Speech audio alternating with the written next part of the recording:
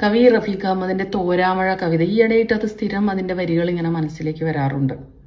സ്വന്തം കുഞ്ഞിന്റെ വിയോഗം ഒരു അമ്മയെ എത്രത്തോളം വേദനിപ്പിക്കുന്നു എന്നുള്ളതാണ്.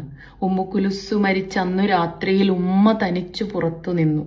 ഉറ്റവരൊക്കെയും പോയിരുന്നു, മുറ്റമോ ശൂന്യമായി തീർന്നിരുന്നു. വാടകയ്ക്കായെടുത്തുള്ള കസേരകൾ, ഗ്യാസ് ലൈറ്റ്, പായകൾ കൊണ്ടുപോയി. എല്ലാം കൊണ്ടുപോയി കഴിഞ്ഞു. വേലിക്കൽ പണ്ടവൾ നട്ടൊരാ ചെമ്പകച്ചോടോളം അപ്പോൾ ഇരുട്ട് വന്നു.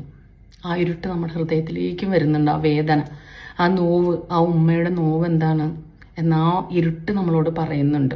ചിമ്മിനി കൊച്ചു വിളക്കിന്റെ നേരിയ കണ്ണീർ വെളിച്ചം തുടച്ചു നിന്നു. ഇമേജസ് ആണ്.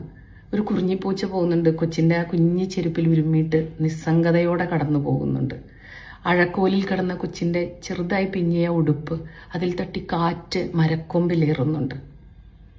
ഉമ്മുക്കുലുസ്സു മരിച്ച അന്നു രാത്രിയിൽ ഉമ്മ തനിച്ച് പുറത്തു നിൽക്കെ പെട്ടെന്നു വന്നു പെരുമഴ. മഴ വന്നു.